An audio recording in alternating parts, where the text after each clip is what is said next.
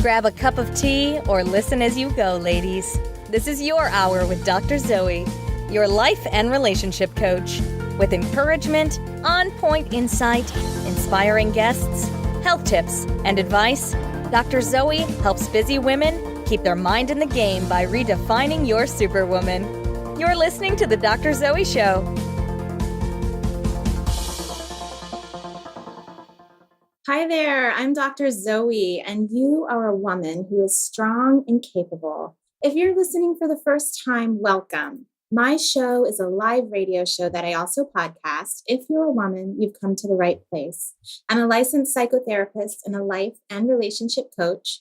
I believe that every woman has a superpower, and my passion is to help you find your superpower, embrace it, and share it with the world.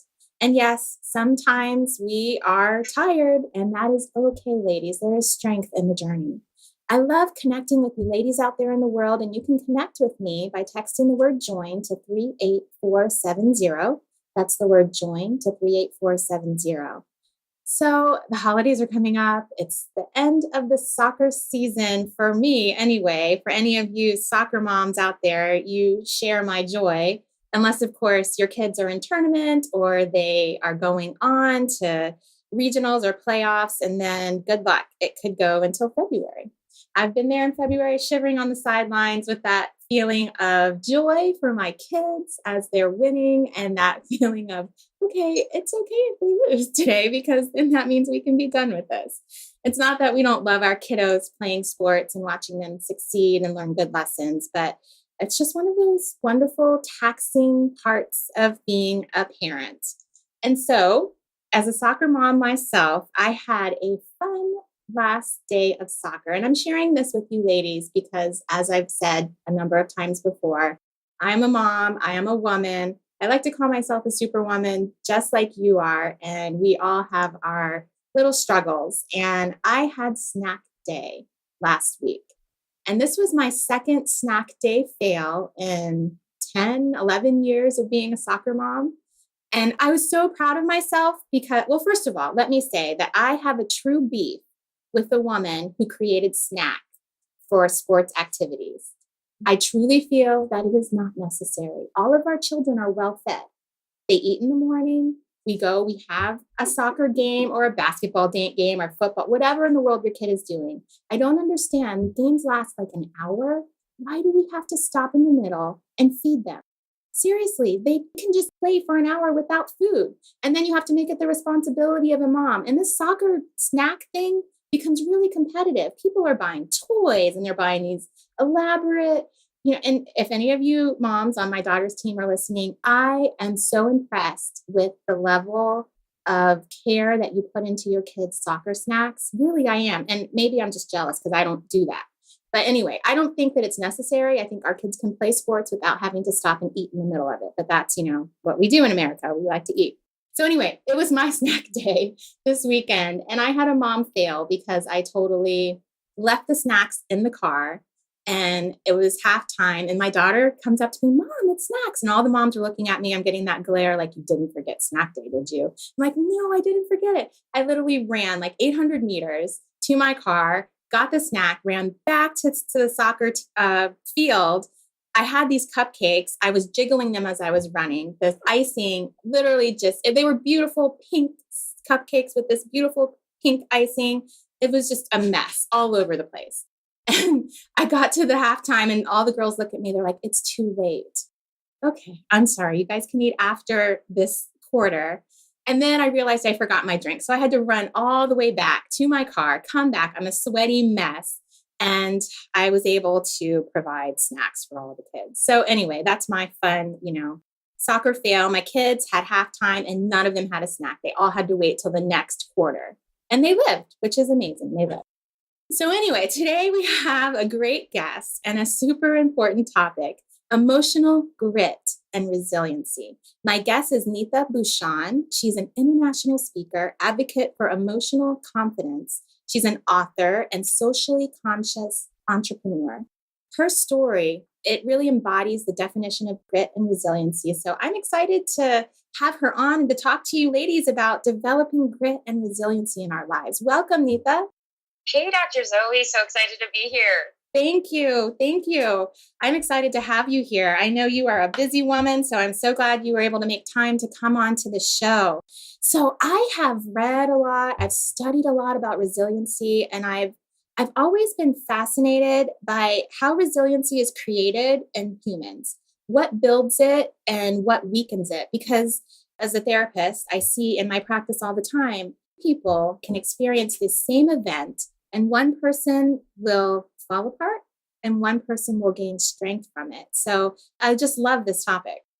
Yeah, especially, as a mom, we see this kind of in children as well. Yes. You have one child that can potentially have or display a little bit more resilience or grit than the other child. And especially being a soccer mom, winning and losing, that's definitely a big, big early indicator, and also a strength builder in that. So I'm super excited to share with the audience around, how we can have more of that in our lives.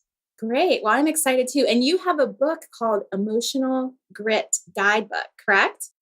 That's the actual guidebook, but I also have the actual best-selling book, Emotional Grit, 8 Steps to Transform Your Emotions and Shift Your Thoughts and Change Your World. Wow, that's wonderful. So now I know, obviously, in development, I think, well, I'll give a little bit of a spiel about temperament and personality. So we're all born with a temperament, right? That's something that is genetically encoded in us. We are born with it. And then our temperament interacts with the environment, and that is how our personality is formed. So we're not born with a personality. So although some of us may be slightly more predispositioned to have maybe more resiliency, it is something that we can build, right? Oh, 100%. Absolutely. So talk to us about how women, because that's the majority of my audience, but really just people in general, what would you say are some of the steps for building that? And I'd also like you to share your story at some point as well. Yeah, well, I guess we can kind of interweave both of them because I think it's kind of relevant. Growing up in Chicago to, multicultural parents, my father was from India, my mom was from the Philippines, and I was a first generation kid from, immigrant parents that were just trying to do whatever they could, here in the US and trying to make it however it is big in their minds or successful. And so what that generally meant was as a child and for moms now, because a lot of the women that I work with in several different capacities, sometimes we tend to kind of project our desires onto our children, and we try to do everything under the sun. And we have this like superhero, super martyr, super mom complex. And essentially that's what my parents had with my brothers and I. And in that household, it was, we couldn't bring anything home less than an A. And so everything was measured by metrics and accolades and achievement. And it was almost like keeping up with the Joneses. So we have this very large drive early on in my childhood to achieve, because it was the whole idea of, okay, they can't go back to their countries. They have to make it here. Right. So there was that pressure. And of course, my father being traditional Indian man, that's all they knew was educational success and drive. I never actually got to play soccer because I had to study and, do all of those things. I was even shunned away from doing any sort of art because that was not ideal, right? In their eyes. And so that happened for a good portion of my young childhood. And then I ended up growing up really fast because I became a caretaker to my family when I was 10. And so my life took a pretty drastic turn. So I've had several areas of resilience, and I'll share those aspects, but I'll also share what came out of it. And so this will be really useful for the women listening. At the age of 10, we found out my mother had breast cancer, and my father, it was like he being an immigrant father and being very culturally woven, Indian, didn't really know how to handle that. And so there were a lot of expectations left on the oldest woman at the house, which was myself. And I was the oldest of 2 younger brothers.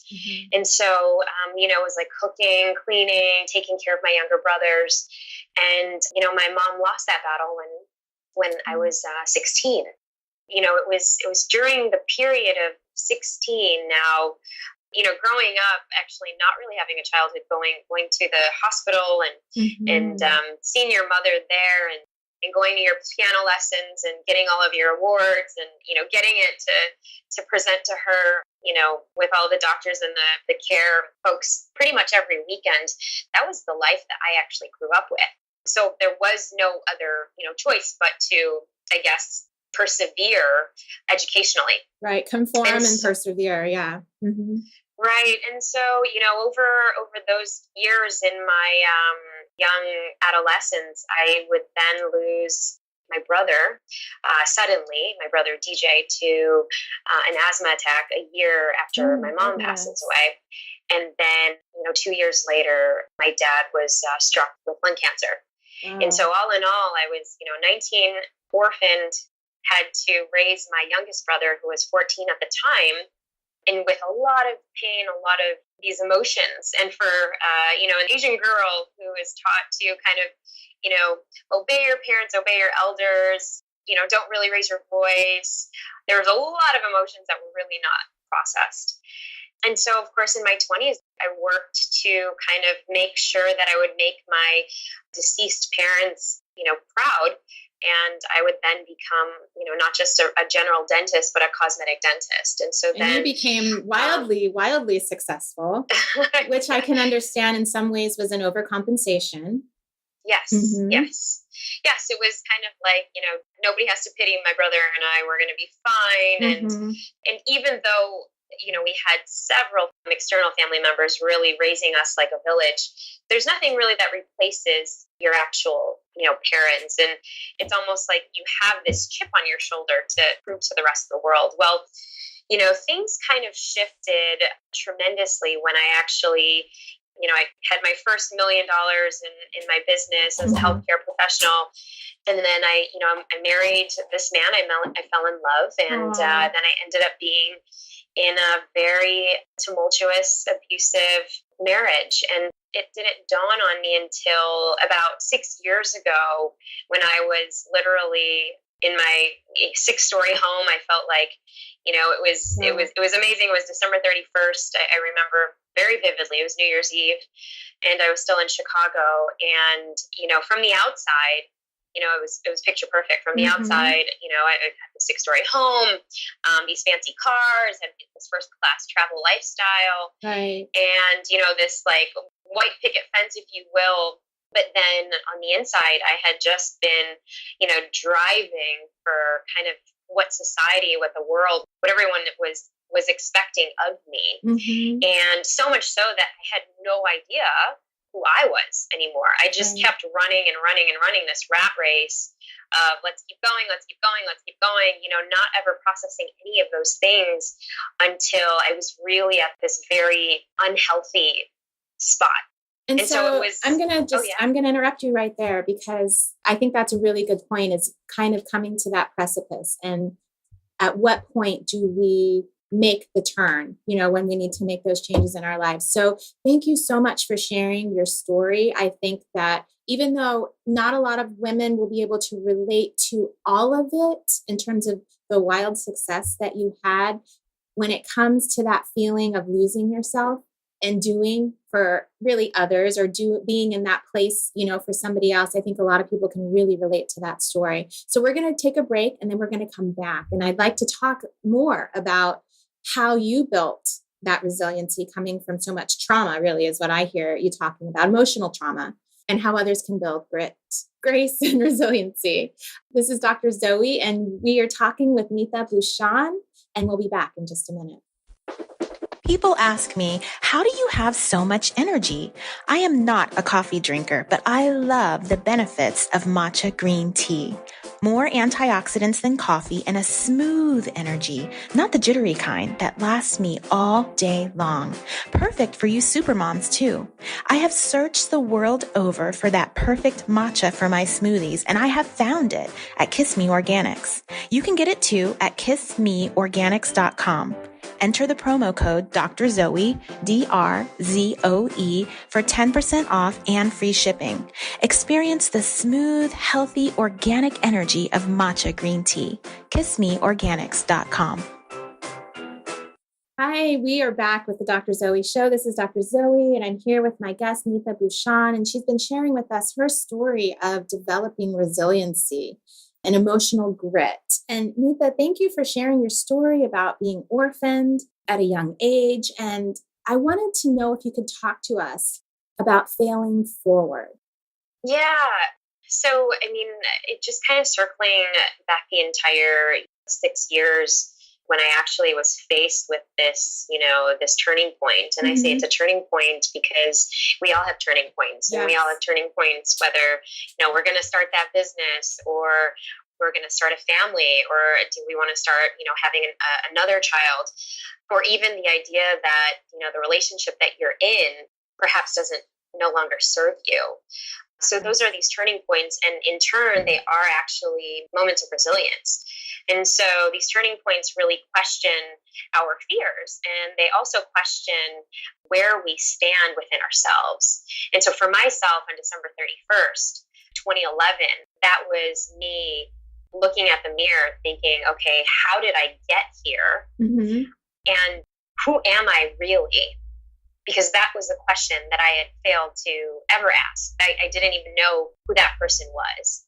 And for a lot of us, we're hyper busy. We're constantly doing things, and it's the go, go, go that it takes moments and these turning points to really question, is this really what life we're supposed to be living right now? And for myself, it was in an instance where I decided to pack my bags that night and literally set out in my car, which would be my home over the next 3 months, and got a restraining order, got all of those things, but really to then finally hit my biggest rock bottom, because it was then where I finally realized, oh my gosh, I had been living for everybody else except for myself. I didn't even know who I was. And so circling back to really saying, well, how do you fail forward, and how do you build resilience? Well, I think leaving, and a lot of times if anyone's been in a very, tumultuous relationship or situation where you just feel that you just are out of control, and then you hit a certain level of emotions, a lot of times we numb it and we distract ourselves by doing more. And so in this case, I couldn't potentially do any more because I had been running away from all of these feelings over the last, 10 plus years from losing all my family members and, of course, this relationship. And from the outside, I had excelled in everything up until that point. Right. From the outside, it was, all educational success, and everything else on the outside was going well. But internally, I was broken. I was spiritually dead and, of course, emotionally torn. And so that was the building blocks of really getting to know and understand me. And so in building resilience, the first part is awareness, and this is what I teach in my book, because over then, of course, the next several years, I would then travel to about, 35 different countries, and I'd really understand how leaders and people and, humans of all different walks of life, because I think everybody is a leader in their own right, whether you're a single mom of two, or you head up, a household, or you head up a company. And so I started to take note of different tribal folks in different, from Bali to Frankfurt, Germany to, South America to different parts of the world in Cambodia and in Eastern Asia. And so to really kind of understand that it's all about the self-awareness first. So if a woman is struggling and realizes, I don't feel like I'm strong, I don't feel like I'm able to weather those storms in life, the first step is just really being able to recognize that and own that I do need to develop some resilience. So just really owning it, right? Well, yes, it's taking a moment to really saying, okay, there is that feeling. And most of the time, we don't take that moment at all. We just say, we numb ourselves, right? We numb ourselves with all sorts of things. And Facebook and Instagram and all of those things are great numbing factors. That's the first step, is to recognize it and to really be open to, okay, where am I at? The second step is to really accept it. And that's where we reveal. I created GRIT as an acronym: grow, reveal, innovate, and transform. And GRIT is not only just, the grit in the stories that we tell ourselves in our own lives, but it's really how we tend to show up in the world. And most of the time we're wearing our masks. And some of, you ladies listening, you might be wearing a mask right now with your neighbors, driving to the next thing, or, getting groceries, seeing other people, other parents and interacting with them, but you have your own mask on. I used to work with a lot of women who had in the closet drinking behaviors, and these are taboo topics, but because, the pressure is so high, it's so high. And so, the pressure to do and be perfect in every single way. It's funny you said that, because I just put a meme up this morning on my Instagram that every girl or every woman at some point in her life has to decide if she's going to be true to herself or true to the world. And so when you talk about that mask, that's so true. And so the first step when we look at our lives and we realize, okay, we don't feel strong, we need to develop some resiliency. Maybe we need to change something in our life. The first step is what you've just done, recognizing it. The next is owning it. And so what is it exactly that we're owning, would you say? Yeah, so it's owning the good, the bad, and the ugly. Owning your story, right? It's really owning, even those aspects of you that you have really avoided for years that might not be, the greatest aspects about yourself, but they're simply you, and it's where you're actually at right now. So if, for instance, many of us and many of us women actually, go through this, the emotional eating is one of them, right? And, I myself included, but remembering those points of, okay, you have a stressful moment, you get into an argument with your child or with your spouse or something. Okay, so you grab that, I don't know, fill in the blank, candy bar, Snicker bar was my candy of choice before tub of ice cream, no sugar, but you grab that, and before even doing that, really understanding, okay, what is this emotion that I'm feeling right now? Oh, I'm feeling pretty lousy. I'm feeling pretty crappy. Why? Why is that? What is that trigger that's actually happening? And most of us don't have the few minutes or I call it, the 90 seconds to really go back and say, well, where is this coming from? Right. What sparked this? Because usually it's not the fact that, your child talked back to you or something like that. It's something else. And so we can't pour from an empty cup. If we ourselves are empty and on E because we're running into the ground, we're not going to show up our best. So these are actually the tools to fill yourself up, to make these reminders. And yes, it all sounds so easy and so cliche, but the problem is, the easiest things we just don't do, we actually tend to avoid. That's true. And so it's just coming and bringing you back to yourself all along. And it's that journey back to yourself. Okay, great. So we're going to go on vacation. We are going to go on a very mini vacation. And we're going to come back and talk a little bit more about developing that emotional grit. Can you tell our listeners a little bit about how they can get a hold of you, what offers you have for them? Oh, yeah, sure. So you can get my best-selling book, Emotional Grit, at Neeta Bhushan, N-E-E-T-A, Bhushan.com. And I have a whole amazing list of virtual resources for you. And specifically, Dr. Zoe, because I'm super excited to be with the ladies on the show today, a lot of times women are kind of, they're stuck. Either they're working so hard or they feel like they're kind of isolated by themselves. And so we've created this boundless circle.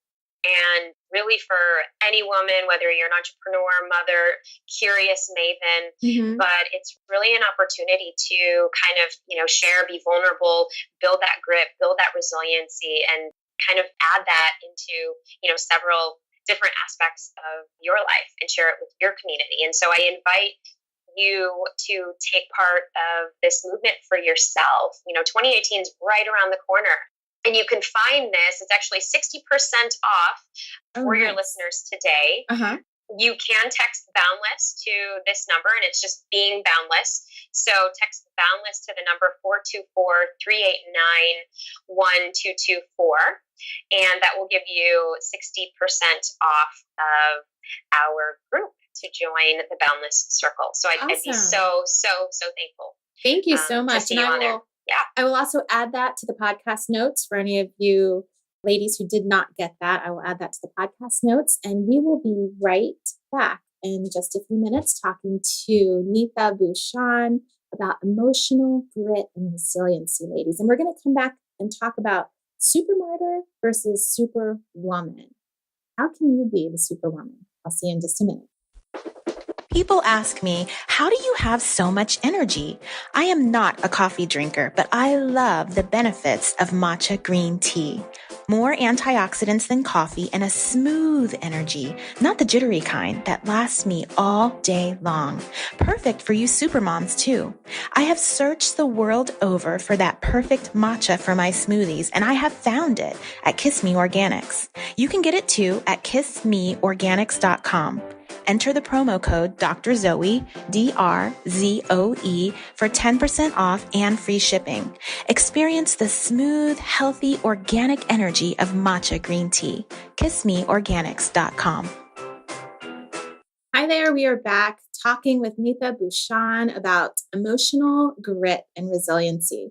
So if you're a woman listening and you're struggling with feeling like you want to be resilient in your life, but maybe you're feeling like you aren't, some of the steps that Neeta has been talking about is number one, awareness. And if you've clicked on this, listening to the podcast, or you are listening live today, you're probably already in that place where you're aware that you really need to work on that area. The second is owning your life, really owning your story is how I would describe it, and understanding that everybody has the negative aspects, and recognizing that your story is yours and it is unique, and you need to own both parts of it and know that there is strength even in your deficits. Sometimes there is extra strength in your deficits. And so, Neeta, what would you say once you've become aware and you've owned it, you recognize what's going on with yourself? What would you say are the next tips in building that resiliency? Yeah. So in addition to that, once you've recognized it and you're owning it, you're really building your authenticity, your authenticity, your integrity with yourself.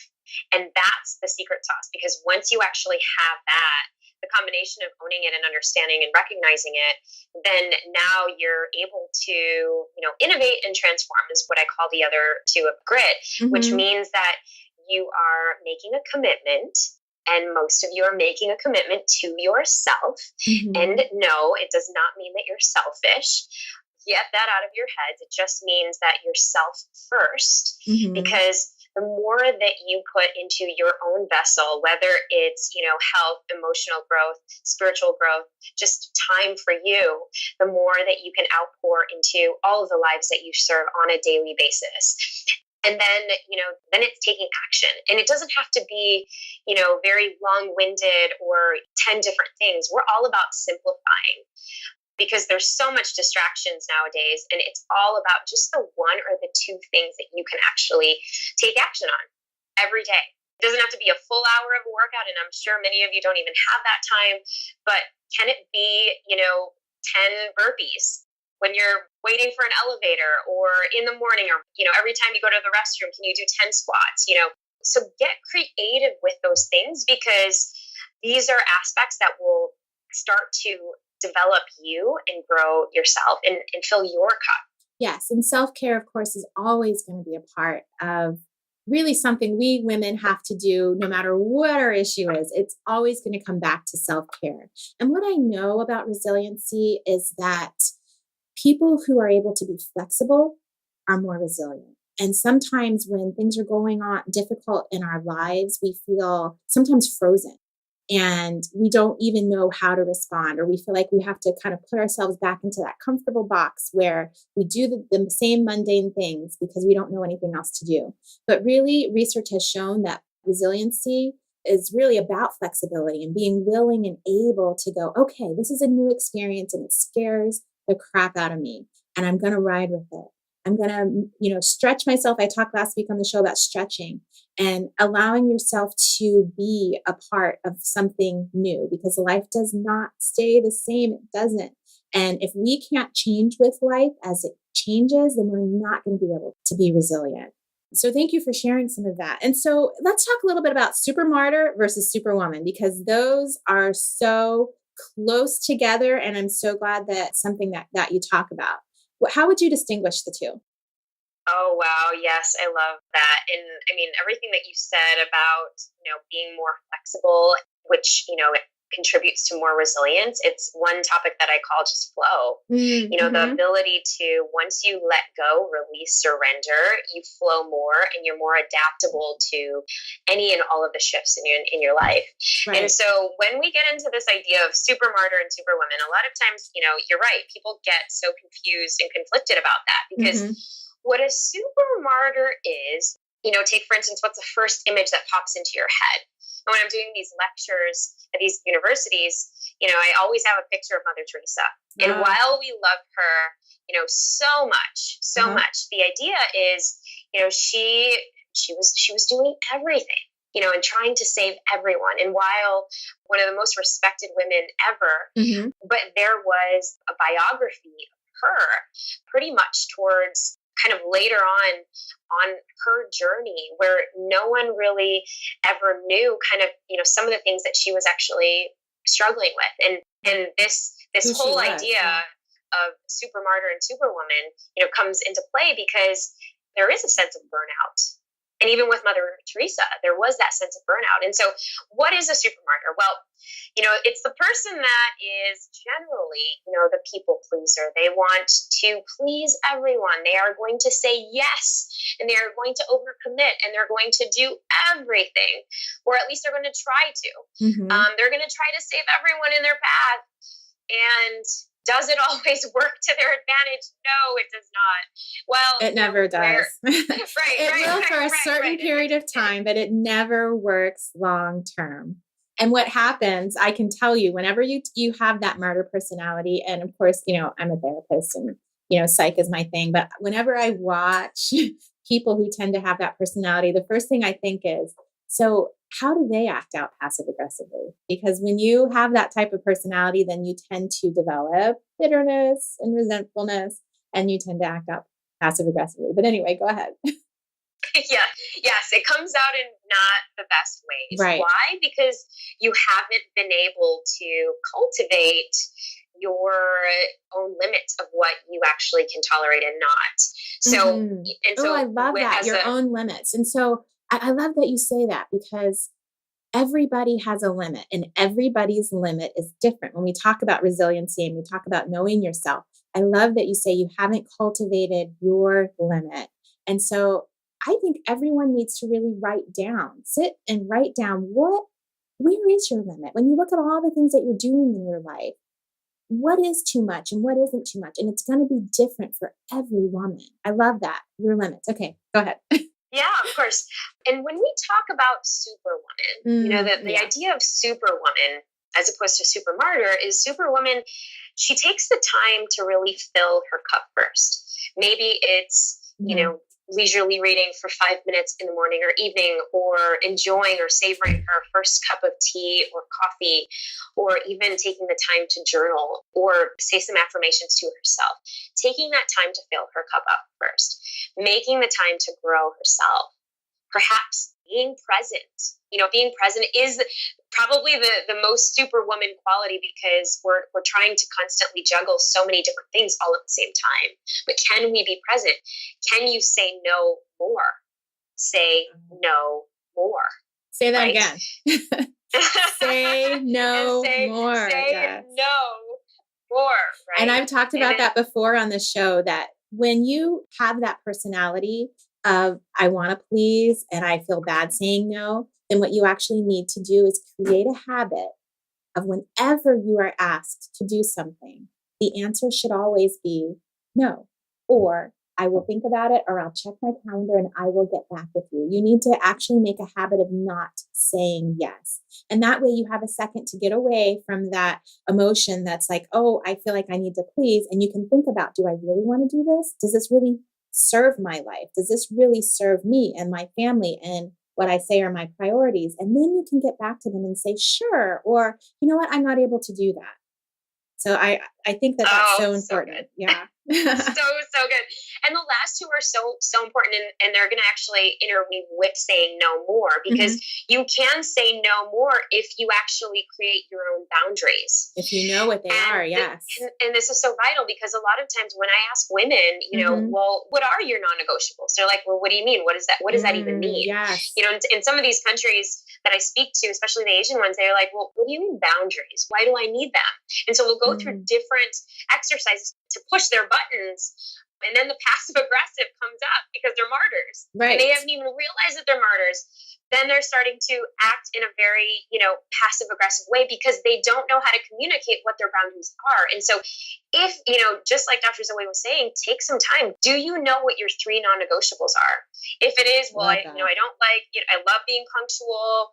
I don't like it if people are talking out of line or whatever it is, and it's totally up to you. It's totally your limits, and no judgment in that, but definitely know what your non-negotiables are. Definitely create your boundaries. These are all characteristics of a superwoman, because then a superwoman can actually create those terms on her terms of what she is willing to engage in and do for the sake of herself and everyone else around her benefits. I love how you redefine that term, superwoman, because a superwoman is not somebody who just gives and gives and gives and gives until she's 100% depleted. A superwoman has balance, that she can stay that course over a long period of time because she is taking care of herself. I love that. I love that. So the difference between a super martyr and a superwoman is a super martyr doesn't have self-care. She is giving so much that she depletes from herself, whereas a superwoman is able to be everything that she needs to be in her life because she has boundaries. She says no. She actually maybe does less, but does the other things well because she's filling herself up. Thank you so much, Neeta. Oh, yes. Yes. Love that. It's a great reminder for me today as well. Oh, yes. I think it's something we have to come back to. And I've said it before, we have to always come back and reevaluate, because life doesn't stay the same. Our seasons change. And if we stay in that one place, we're going to get stuck and we're going to be doing things that don't serve our priorities. So yes, we always have to reevaluate. So thank you so much for coming on my show. I think this was a great conversation, a good starter point. And if you are in a place where you're recognizing you need to develop some of that grit and resiliency, check out Neeta's book and check out her special offer and start to do some research and work for yourself. Thank you, Neeta. Oh, thank you, Dr. Zoe. It was such a pleasure. And ladies, you do have time for yourself, 5 minutes a day. Let's start with that, because everyone has 5 minutes to themselves. Does. Yes, they do. They do. Okay, so we've been talking with Neeta Bhushan. You have a wonderful day, Neeta, and we are going on break, and I will be back in just a minute. Wonderful. Thanks so much, Dr. Zoe. People ask me, how do you have so much energy? I am not a coffee drinker, but I love the benefits of matcha green tea.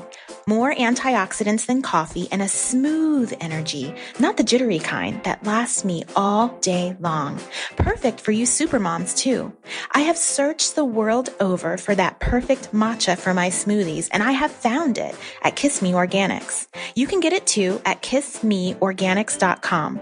Enter the promo code Dr. Zoe, DRZOE, for 10% off and free shipping.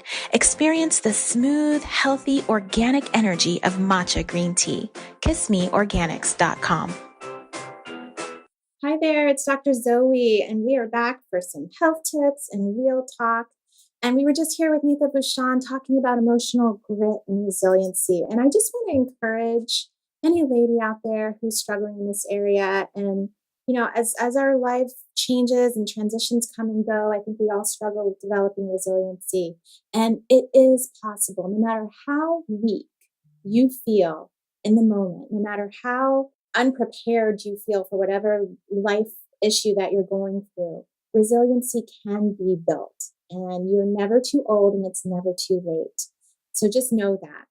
And some of the things that I took away is really knowing that, sometimes there's an end point or that life transition that happens that makes you have to develop it. And sometimes it's just something that we grow over the years. So for our health tip today, remember that your body and mind are intimately connected. You can't have health in one without health in the other. And that's why I have a health tip segment. Healthy looks different on everybody, so stop those comparisons, ladies. We don't compare. We just love ourselves. But my tip today as we go into the holiday season is to give yourself some grace with your eating, but stick to a plan. Whatever your plan is, you need to plan it out before Thanksgiving happens. If you don't have a plan, then it's just not going to happen. We're going to fail if you want to use that word. So my suggestion is to pre-eat before the big meal. Most people don't do that. We're busy with family. We're cooking all day. We don't eat all day until we come to the Thanksgiving meal, and then we literally stuff ourselves. And it's a process that just kind of starts. So I promise, if you pre-eat, then you're going to eat less. And also the other thing is that you need to decide that it's okay to have one free day of eating. If you're on a specific plan, if you're not on a specific plan, just enjoy yourself. But it's okay to have one day, but I only say one day because if you do more than one day, chemically, it's harder for you to get back on board. So real talk, if you're just tuning in, this is Dr. Zoe, and this is Real Talk, where I generally talk about questions from my listeners and share some of my own musings and encouragement. So today it's going to be kind of my musings and encouragement. All the questions are anonymous, and I take your confidentiality seriously as if you were my own client. You can email questions to Zoe at drzoeshaw.com, or you can connect with me on any of my social medias. So today I'm talking about guilt. We women take on way too much of it. I decided to talk about this, and it kind of goes on along with this, some of the super martyr versus superwomen that Neeta was just talking about. I think this is the super martyr part that we want to really work on avoiding. But this past week, I've had two friends who have shared some pretty difficult issues, one with her almost adult daughter and another with her spouse. And so I'm always surprised when people seek me out for advice or help, which I'm surprised. And then it's funny because I'm like, well, that's what I do. So why isn't, of course I should expect them to seek me out. And I know that it's my superpower, but for some reason I'm still surprised. But anyway, it got me thinking, at what point are we women responsible for our husbands, our kids, our friends, our parents, their life choices, behaviors, feelings, or happiness? At what point are we responsible for that? Now, research shows that women feel more guilty than men. Probably not surprising. Even worse is that we tend to feel more guilty as we get older. And I wonder, why would that be? And maybe it's just that we have more life experiences to mull over, but basically we know, okay, this guilt thing is built into our DNA. Why do we feel guilty? I think that society is a big part of it. When things happen with our kids, who gets blamed? When our kids, look a mess, who gets blamed? If the dad goes to, somewhere out with their kids and the kids look a mess, they go, why didn't that mama do something, do that kid's hair or whatever? It's just rarely the responsibility of the father, even if the father's right there. He's doing a good job. He's got the kids. So I think part of it is societal, is that women tend to carry the burden, even, forget being a mom, but just even in relationships, we carry that emotional burden often. And so I think it's important to know that it's there and we need to work on it. And so we need to differentiate between good helping and care and bad helping. And I did a blog about a long time ago about at what point do you need to let your kid fail, right? And I think it's always good to think, okay, give a man a fish and he eats for a minute or a day. Teach a man to fish and he eats for a lifetime. So the good helping is that when you help someone do something they can't do, or maybe teach them how to do something they can't do, that's the good helping. And I think that's our responsibility as parents. That's our responsibility in relationships, as friends, as spouses. But when it becomes bad helping is when we're doing something for them that they can do for themselves. And so why do we need to quit feeling responsible? Number one, when we take on full responsibility in our relationships, we get less of the behavior that we want. When we take responsibility, then we're teaching our partners, we're teaching our kids, we're teaching our friends, everybody, not to take their own responsibility. And then we feel resentful. We feel anxious and we feel stressed because we know women, we can't control everything. We have this desire to, maybe we have this idea that we can, but we know that we can't. And so it does create anxiety and stress. And we damage our relationships. We damage our relationships because people we are in relationship with aren't carrying their part of it, and we're getting angry. So how do we set healthy boundaries? I want you to think about planting seeds and leaving it up to the world and God to grow them. So our kids make bad decisions. Sometimes they do. Our spouses, our families make bad decisions, and it's not our responsibility. Yes, we have a responsibility as people, commitments in our relationships to do our part. So we teach, we take care of, but we have to see those as seeds that we plant, and then they have to do with what we gave them what they will, and it is not our responsibility for what they do. And I think that, well, like I said, as moms, even as our kids are grown, we still tend to feel like guilt, right? Oh, I should have, or I could have. You do the best you can. You plant as many seeds as you know you can, and you have to let that go. You are not God, and therefore you are not 100% responsible. You're responsible for your part, but you can't carry it all. And so I just want to give that little gift to you women. And even, as I'm talking to my friends and they're feeling guilt over their children's decisions, it's just, a little gift that I want to give you to know that you can let that go. You don't have to keep it. You know that you did the best that you can. So I guess basically what I'm saying is quit thinking it's your responsibility to save everyone, because it isn't. Let that go. So thank you for tuning in to the Dr. Zoe Show. Tune in next week and every week on Tuesdays from 12 to 1 Pacific, 3 to 4 Eastern at LA Radio Now. For those who can't always listen live, check out reruns of my show on iTunes, Google Play, Libsyn, and YouTube, where I am your life and relationship coach. I help sometimes struggling superwomen keep your mind in the game by redefining your superwoman. If you know a friend who may benefit from any of my topics, please spread the love and share my show. And if you like my show, please show me some love and give me those 5 stars. You can connect with me at drzoeshaw.com or any of my social medias at the handle Dr. Zoe Shaw. Join my free newsletter, The Secret to Getting Stuff Done, by texting the word JOIN to 38470. So I look forward to speaking with you wonderful ladies on social media after the show. Have a super week. You've been listening to The Dr. Zoe Show, redefining your superwoman, with your host, Dr. Zoe Shaw.